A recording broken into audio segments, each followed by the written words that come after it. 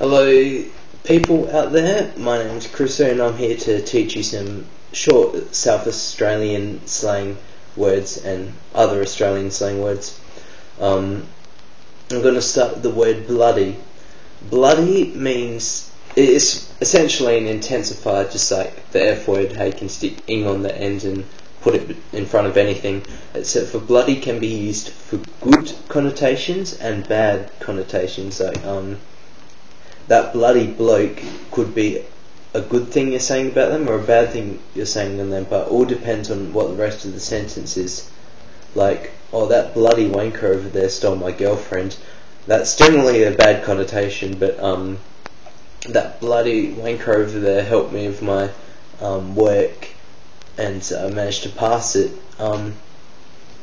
That could be a good connotation, but I wouldn't use wanker in that sentence. Another word would be bloke. That just means man or chap, essentially. You wouldn't ever use it for a woman. Unlike other words we use in South Australian or other Australian English, which come from a male word but can be used for both genders, you wouldn't use bloke for a woman. It just means chap, basically. It can only be really used for a man. So you could say, that bloke over there's a bloody legend, and that uses both the slang words I've just taught them.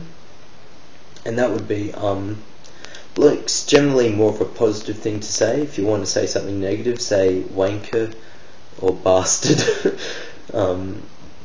I think the meanings of wanker and bastard are fairly well known. Another phrase that you could use is heaps good. This is an Australian icon kind of phrase. Not many other states use it, and heaps good essentially means very good or great or excellent, excellentey, or any other overly anglicised Spanish phrase. You could say this meat pie I'm eating is heaps good. My hair is heaps good. No, it really isn't. South Australia is heaps good. I think I've heard that many times in marketing campaigns by the tourism industry. What other phrase could you use? Stoby Pole, that's also South Australian. That's what we call our Telegraph poles, I think they're called elsewhere. Essentially it's just two big steel pole things stuck in the ground with concrete in between so termites don't eat them. We don't really have termites as a problem eating our poles so much now, I don't think, but back in the day it was. Now termites just eat our homes, which is much better. No, not at all.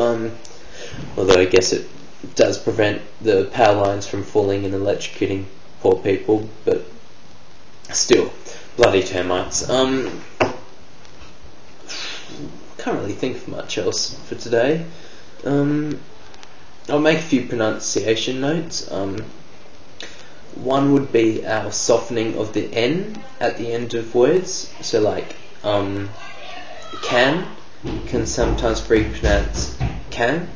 It's very, very hard to notice. It's mostly in long phrases cut down, like can I see a passport? Where it almost disappears entirely. Another useful pronunciation note is that we glottal stopalize. That's not actually a word, but we turn our T's into glottal stops. This never happens at the start of a word. Like you wouldn't turn T into E. It just wouldn't make sense. You could do that. You could do that to the word he, like he lent me my PS3, even though that makes no sense. But just thinking of examples like glottal. Glottal stop could be pronounced glottal stop. Butter can be pronounced butter or butter. Hot can be pronounced hot. And yeah, this happens quite a lot particularly in South Australian English and also in many other variants of Australian English. It can also be deleted at times too, so glottal stop deletion often ends up with a word sounding like the T was never there. This, once again, with the N softening, is hard to notice, and normally only in big phrases that can be compressed down. But yeah, it's useful to know that in case some guy starts speaking to you and deletes all his glottal stops by accident and you don't realise what he's talking about. So yeah, that's my first YouTube video made for YouTube to instruct people to talk a certain way. No, pretty much it's my first YouTube video. The other one was just something I had to do for school, and so that really doesn't count. I hope I actually achieved something today and helped teach some people some South Australian and other Australian slang. And